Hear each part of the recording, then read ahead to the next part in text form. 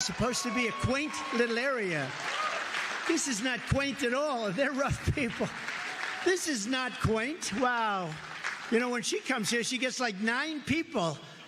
And the press never reports the crowds, you know. By the way, they never report the crowd on January 6th. You know, Nikki Haley,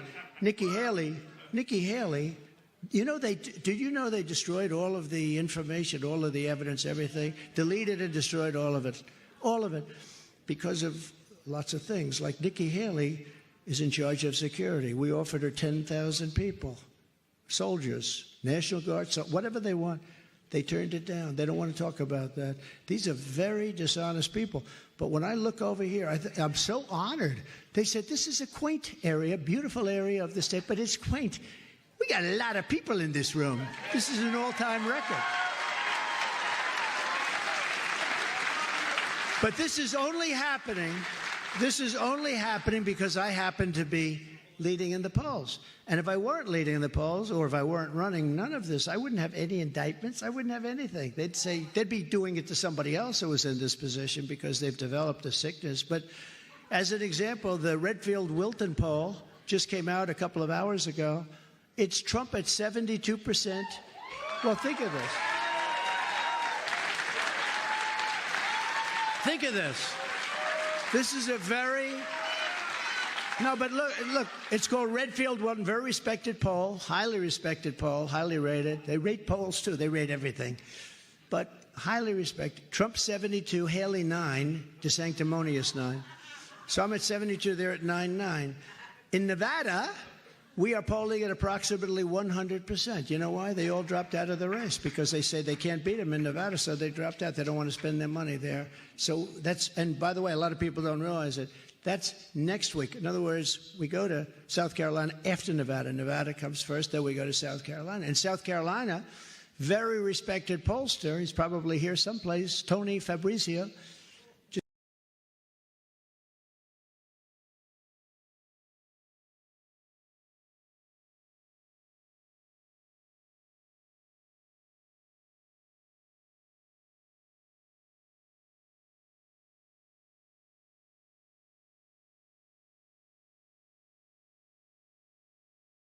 You can't do that.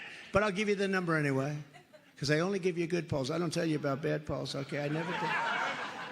And in New Hampshire, just came out, I'm given a 93% chance of winning. Here.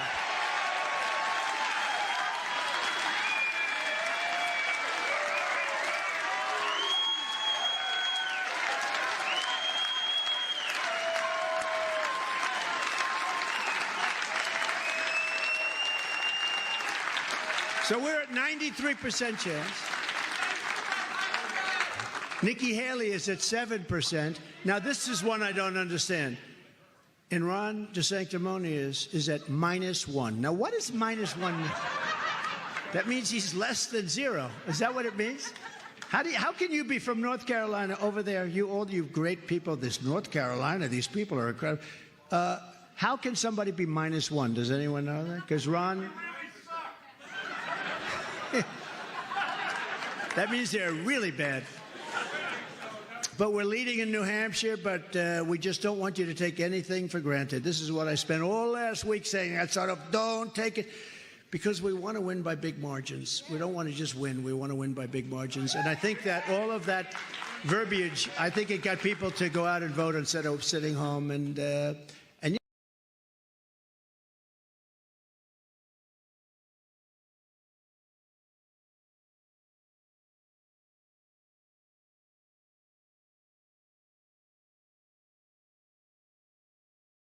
Kelly is getting crushed. She's getting crushed. The radical left Democrats rigged the presidential election of 2020, and we're not going to let them rig we are not going to let them rig this election. We're not letting them rig the presidential election of 2024, are we? A rigged election. You got to have borders. You got to have borders, and you got to have fair elections. Otherwise, you don't have a country. You got to have both. And we had the greatest border in the history of our country, and within a very short period of time, we had things called like remain in Mexico. How's that? Good? You don't have to know too much. Remain in Mexico, and they remained in Mexico. Mexico said, no way, and I said, way, they're gonna stay right there. And we got everything we wanted. People said, there's no way you can negotiate with Mexico. They're tough, they're good negotiators, but I was able to get everything we wanted, and quickly. You know how I got it, too. And I have a very good relationship, by the way, with the president of Mexico, but he sent a representative over. I said, listen, I want a couple of things. I want 28,000 soldiers immediately free of charge to protect our border. He goes, we're not giving you 28,000. Yes, you are. Oh, 100%, 100%.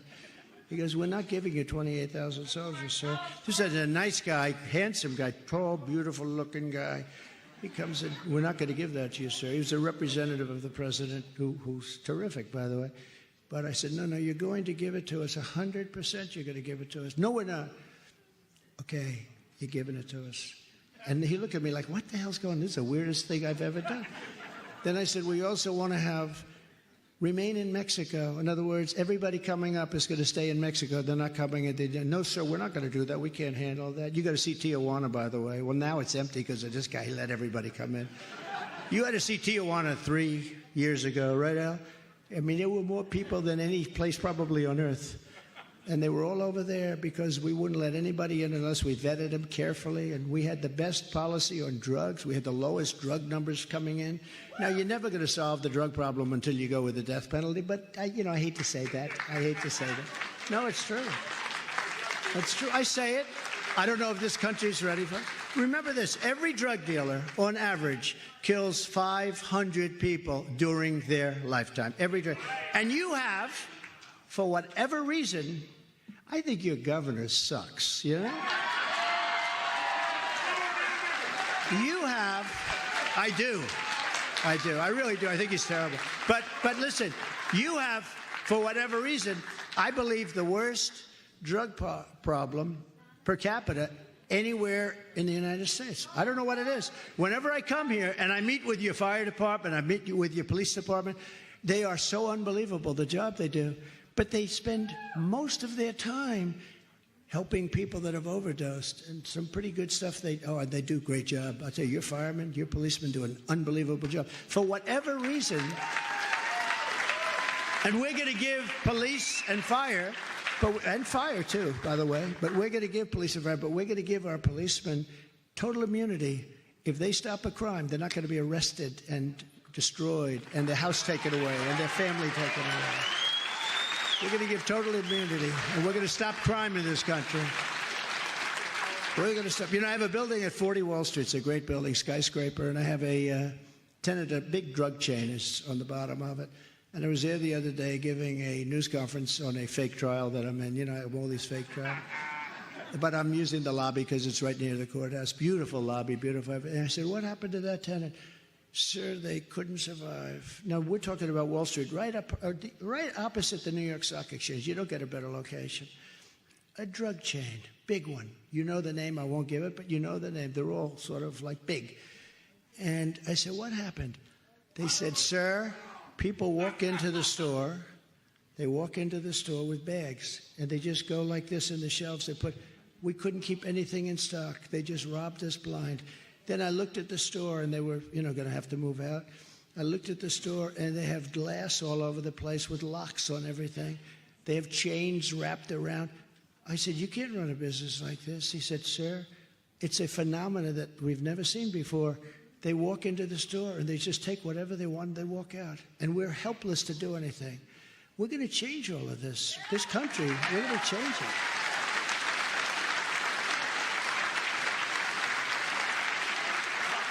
And I lost a good tenant, so I'm not too happy. No, but it's all over the city and all over the country, actually. No, it's not here. It's not here, and it wasn't in Des Moines, and it wasn't in certain places. But I can tell you, your major cities run by Democrats, where they walk into a department store and they walk out with televisions, and the cops aren't allowed to do anything. The police are told, don't do anything. Oh, you could stop it in one day. If you met one or two of those incidents with serious force and let everyone know that that's the serious force, it would stop in 24 hours, okay? Every time the radical left Democrats, Marxists, communists, and fascists indict me, I consider it a great badge of honor because I'm being indicted for you. And never forget, our enemies want to take away my freedom because I will never let them take away your freedom. They want to silence me because I will never let them silence you. And in the end, they're not after me, they're after you. And I just happen to be standing in their way, and I will always be standing in the way. So we're delighted to be joined tonight by some tremendous people. And I just want to call them out because they've been here from the beginning. They've endorsed me, and they've just been great friends of mine. You know, we have a lot of friends in your state. State Representatives Lily Walsh. Lily? Where is Lily? Lily? Thank you very much, Lily. What a great, thank you. It's such a great honor. Appreciate it. Tim McHugh. Tim? Thank you, Tim. Appreciate it. And Clayton Wood. Clayton, thank you very much, wherever you may be. Thank you. Thank you, Clayton. Merrimack County Commissioner David Loveline Jr. Thank you, David. Beautiful. And two people, okay, they've been special to me, friends of mine. I'll give you the Elise Stefanik, Lee Zeldin. And I want them to come up, but they've been special, two special people. They're really brilliant people. Lee, against all odds, came within a few points of winning the governorship of New York. He is so smart. He's such an incredible lawyer, and he almost did it. In the end, they just came down, and a lot of bad things happened. But I'll tell you what, one of the best campaigns that anybody's seen, he almost did it. And today it would happen because it's gone so bad, because today they have 350,000 people living there that weren't there then. They're living in the middle of the streets, and it's a horrible scene. And Elise became very famous because she took on the heads of MIT and Penn and Harvard and did it in a surgical way. Wasn't it beautiful? And, you know, she was a great student. I think she went to Harvard. She was a great student at Harvard. And she's brilliant, and Lee's brilliant. Lee's a brilliant lawyer. And they traveled a long way to be here. If you don't mind, I'd just like to have them come up and be acknowledged, all right? Elise and Lee Zeldin.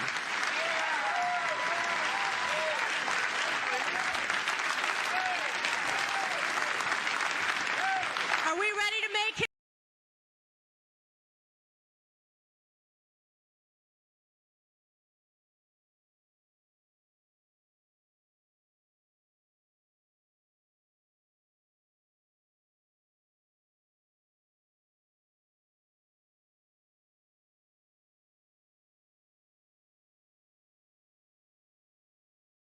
To be the first member of Congress to endorse President Trump for re-election.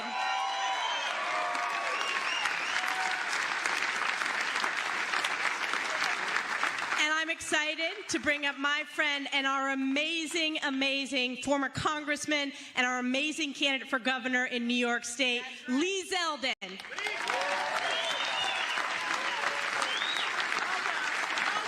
Is New Hampshire ready to put President Trump back in the White House? We have a country to save. And when we vote for President Trump, we are voting to secure our border. When we vote for President Trump, we are voting for an economy that would be stronger than ever. We are voting for a foreign policy that is more effective. We are voting for parental rights and a higher quality education inside of our schools. When we vote for President Trump, we are doing it for our veterans, our military, our law enforcement, our firefighters. We do it for our flag, our freedom, and our future. We are doing it. We're voting for President Trump to make America great again. Let's get it done on Tuesday. Let's get it done in November. God bless all of you, and thank you for supporting this great president.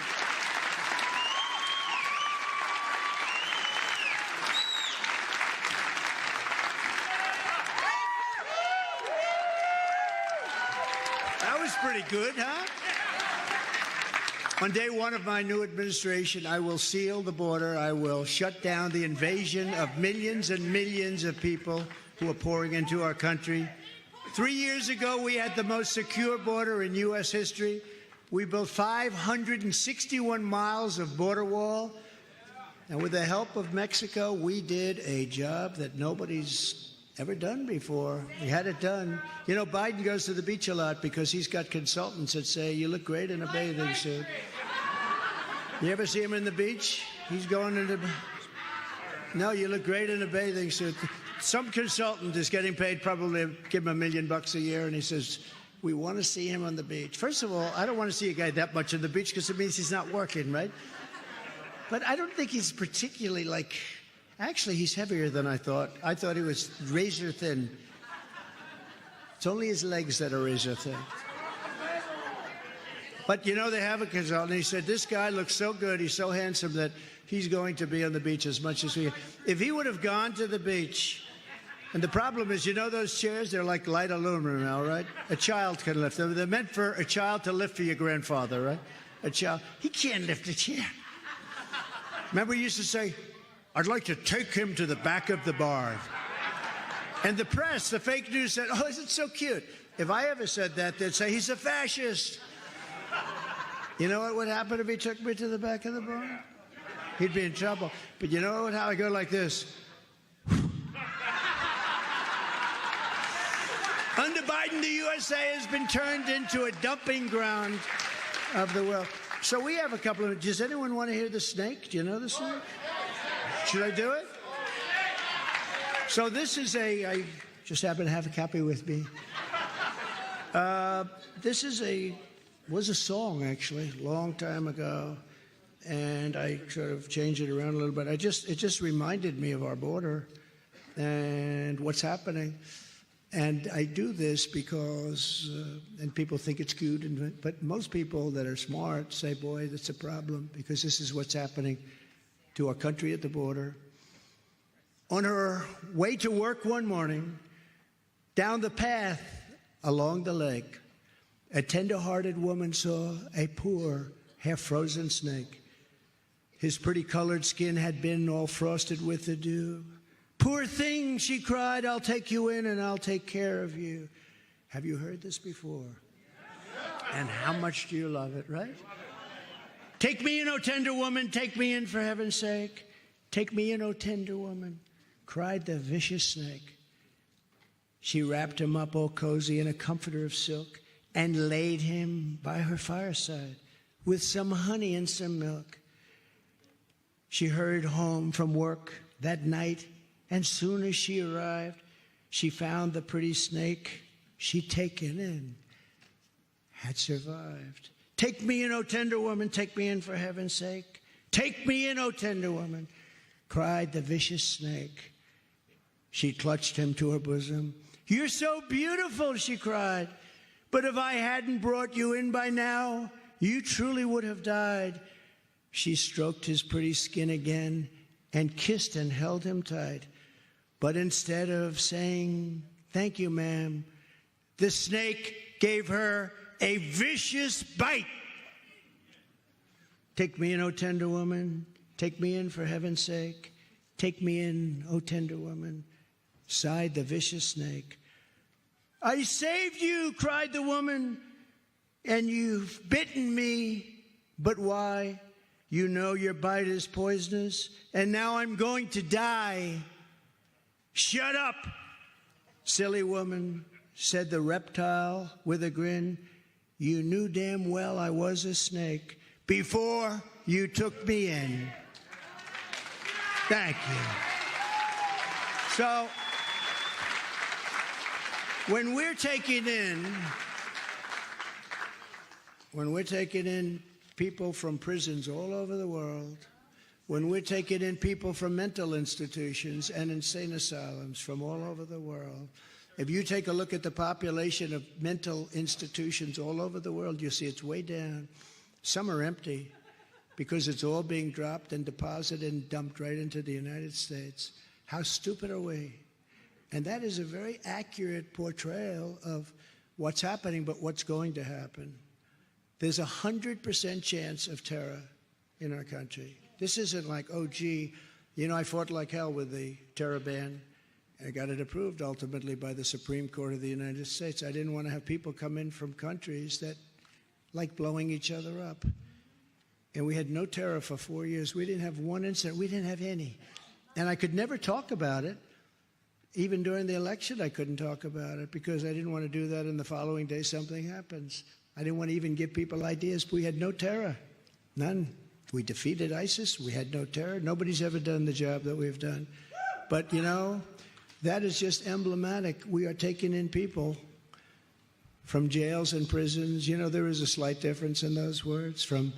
From mental institutions and insane asylums. We're taking in terrorists at numbers that are massive. They're massive. We're taking in massive numbers of people. We have no idea where they come from. We don't vet them. We have no security. They just pour into our country. It's 100% certain that terrible things are going to happen. And we have no chance. Like Dwight Eisenhower, he was a big deportation president because they were having a problem. By the way, nothing like this. No country's ever had a problem like this. There's never been a problem like this. Nothing like this. But he deported, you know, hundreds of thousands of people that came into our country illegally. And so we're going to, unfortunately, have to have a mass deportation because no country can withstand this. No country. No country can withstand this. So upon taking office, I will terminate every open borders policy of the Biden administration and begin the largest deportation operation in American history. We have no choice. I don't want to do that. You know, I don't want to do that, but we have no choice. It's not sustainable. It's not affordable. We owe $36 trillion. It's not affordable, but it's not sustainable as a country. You see where they're coming in, and in New York, they're actually taking over the schools. They're literally taking the seats of kids that have been growing up in a school, and those kids are being sent to secondary schools in bad locations, and people are sitting in the classrooms that don't speak a word of English, and nobody knows what to do about it. It's not sustainable, and we're going to take people back to where they came from, and we have no choice but to do it. And it's going to be, it's so sad because no matter whether you're a super genius or not a super genius, when you take millions and millions of people, and I believe the number is going to end up being 16 million people by the time this ends. The real number, you know, they give you, 3 million, 4 million, it's a lot of people. But I believe the real number is going to be 15, 16. That's larger than New York State. And they just flow in. There's nobody to even check. There's nobody to do anything. The drug lords, the drug lords, thank you, darling. The drug lords and the people that do this, the human traffickers are, I believe they're among the richest people in the world. We used to fight them, and they were tough, by the way, but you used to fight them. And Brandon Judd of the Border Patrol, he's fantastic, and the whole group these people are fantastic. They want to fight. They want to stop it. They're told you can't do anything. Just let everybody pour in. They are fantastic people. They're patriots. ICE. The way we treat these incredible patriots is so sad. But ICE, they would come in for me and they'd fight MS-13, one of the most vicious gangs, probably the most vicious gang in the world, and they'd go in and they'd just start swinging. I mean, it was incredible. Nobody's going to do it. I have friends in the front row. Those guys, they're tough guys, but they're not tough for that. They don't want any part of it. These guys are tough, and they love our country. That's a rough job, and we don't give them the backing that we should. We're going to give our police backing. We're going to give them backing like they've ever had because we have to straighten out this mess. To stop the deadly drugs that are poisoning our people, I will deploy the U.S. Navy to impose a full fentanyl blockade on the waters of our region. I had meetings with President Xi. He was going to give the death penalty to anybody sending fentanyl into the United States, and he was all set to do it. And then we had a rigged election. He was all set, and then nobody obviously followed up. The drug cartels are waging war in America, and we will destroy those cartels. They're going to be destroyed. And I will use Title 42, as we did for 4 years, to end the child trafficking crisis by returning all trafficked children to their families in their home countries, and we'll do that immediately. And the beautiful thing about the law enforcement, we have great people in law enforcement, local and federal, state. But they know all the people. They know all the criminals. They know the good ones, the bad ones. They know everybody. They know them all. They're cops on the beat in some cases, or they're just in the neighborhood. And we'll be working with them because they know everyone. They know who they are, when they came. They know everything about them. They're just not allowed to do anything about it, because if they do, they're going to lose their job, their house, their family. They're going to lose everything. Nikki Haley will never secure the border or stop the fentanyl that is killing thousands of New Hampshire citizens. She never spoke to anybody, and she kept saying, did you speak to the people about fentanyl in your meeting? Well, we didn't mention it yet. Oh, great. But I spoke directly to President Xi a lot, and he was going to give them, they have the death penalty in China for drug dealers. They have no drug problem at all. They make drugs for us. Okay, that's what their problem is. That's our problem more, because I think the real number is 300,000. That's a 300,000 deaths, destruction of families. When you lose a child, when something like this happens, the family can never ever recover from that. They can never ever be the same. And we're losing hundreds of thousands of people. They like to say 90 and 100. I've been hearing that number for so many years, but we're losing 300,000 and more than that. And China can't do this to us. And I told them, I said, you can't do this. And we have a lot of power over China, a lot of power, a lot of economic power, even though we're losing that, gradually, because we're so stupid. We let them have so much. Nobody ever did. I took in hundreds of billions of dollars in tariffs. No other president took in 10 cents. Never took in 10 cents. 28 billion to the farmers and fishermen, by the way. Haley opposed my border wall. She fought like hell against the border wall later on. I said, what the hell are you doing? One thing I learned a long time ago, you have a computer, it's obsolete in about 3 weeks. You buy a new phone, 7 months later they come out with another one. The old one was no good. Everything is like, just they replace it. The two things that they never replaced over thousands of years, what are they? The wheel and the wall. They'll never be obsolete. The wall and a wheel. Everything else is obsolete after about 2 minutes. But she condemned my strong border policies, and in 2016, she stabbed the Republican Party in the back by siding with Barack Hussein Obama against the Trump travel ban, which was one of the best things. I'm telling you, that kept our country safe. This is far more than a campaign. This is the greatest political movement in the history of our country. What we are a part of, there's never been anything like this. Guys like Pat Buchanan, who was a great guy, but he'd go in and, listen to that. Yeah. But he'd go in and he came in, I think, second in New Hampshire, long time ago, and he ended up with a great political career because of it, as a pundit. He was a great guy. But here we are, we win every state. And then we won the election. And then we did much better the second time. The second time we got millions and millions of more votes. Somebody said, how did you do? Do you know the second time, and this is them, not me, the second time, it's recorded as the most votes ever gotten in the history of our country by a sitting president. And then they say we lost by a whisker. It's so sad, isn't it? Huh? But we're gonna make up for it, and then some. Together we ended the NAFTA disaster, the worst trade deal ever made, and replaced it with the brand new USMCA, the best trade deal ever made. That's the best trade deal we've ever made in our country. And in fact, Mexico and Canada are trying to renegotiate that deal with Biden. And I just say, if you're listening, Joe, don't do it, because they took advantage of us for many, many decades with that horrible NAFTA deal. USMCA, best trade deal. Everyone acknowledges it. I did that one very personally. It was very personal. I took on communist China like no administration in history, bringing in hundreds and hundreds of billions of dollars poured right into our treasury, right into our treasury. They would take so much money out. That's how they built their military. They built their military. Their military could be comparable to ours. Nobody really knows, but it could be comparable to ours. They took it out of our country. And then I gave so much, but I also gave not only to the farmers.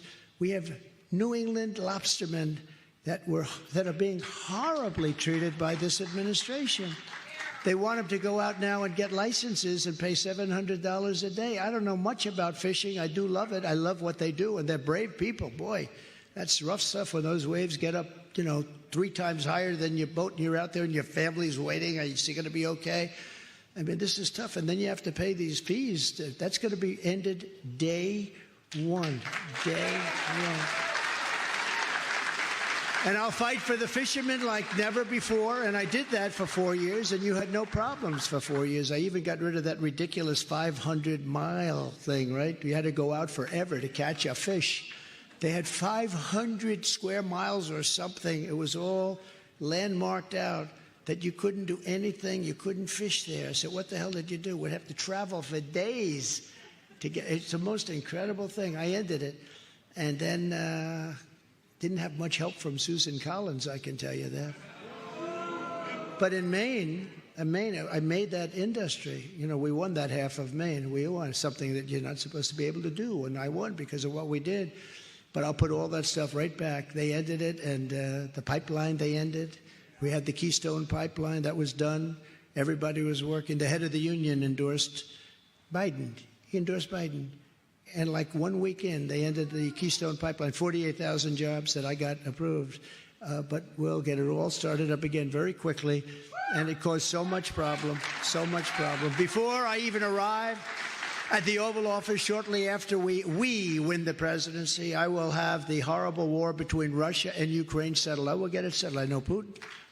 I know Zelensky very well. I know them both, and we're going to get it settled. It's got to get settled. It's a bloodbath over there right now. We will restore peace through strength. And by the way, Europe has to pay. They have to equalize with us. We're into Ukraine for $200 billion, and Europe's in there for about $20 billion, and it affects them much more than it affects us. We have an ocean in between. They don't. And we have to equalize. They have to put up an equal amount of money to us. And even there, we're being generous. But we're in for so much. They come in and they give them billions and billions of dollars. It's like, how the hell do you do a thing like this? Europe is going to have to put up a lot of money fast. And we have to equalize. Does everybody understand what that means? Because we have very similar economies. If you add up all of their countries, it's about the same size. I'm the only candidate who can make this promise. I will prevent World War III. 100%. 100%.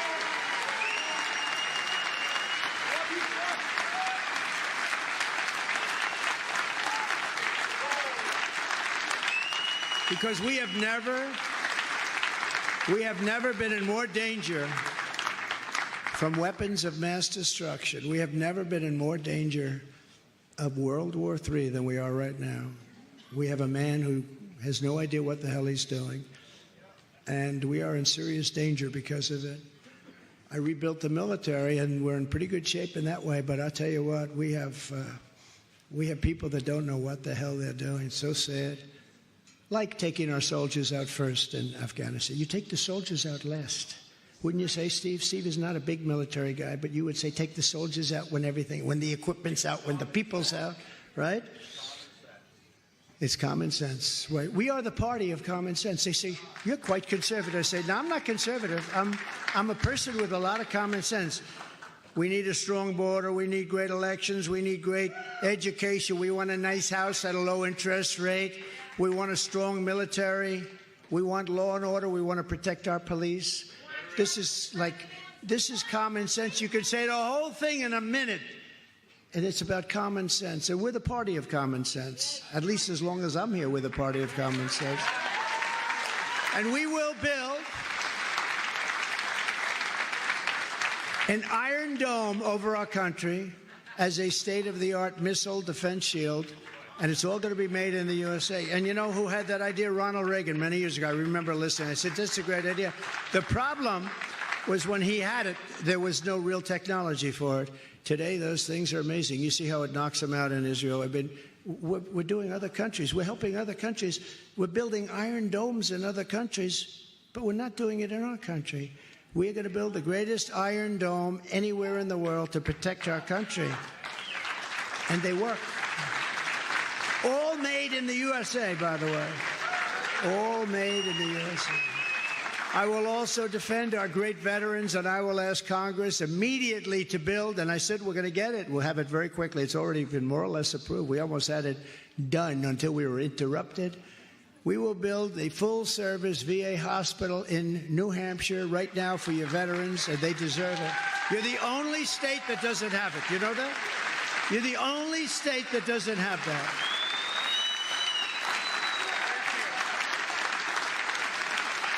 You are the only state that doesn't have a full-service VA hospital. I will direct a completely overhauled DOJ to investigate every radical, out-of-control prosecutor in America for their illegal, racist in reverse enforcement of the law. How about Fannie Willis? How about Fannie Willis? They indicted many, many people. She wanted to indict many more. She wanted to indict U.S. senators. All they wanted to do was make sure the election was legit, which it wasn't. And then she's Robin Leach, Lifestyles of the Rich and Famous, starring Fannie Willis. Now think of this. How sad is that whole thing? And so many people have been hurt. They've indicted people that are fine people that didn't even know what they're talking about. These are vicious, vicious people. And hopefully that thing now ends, because that's forget about me. There were many, many people indicted. She had a list like 56 people. And all they're doing is they want a fair election. They don't want cheating on the election. It's a disgrace. And now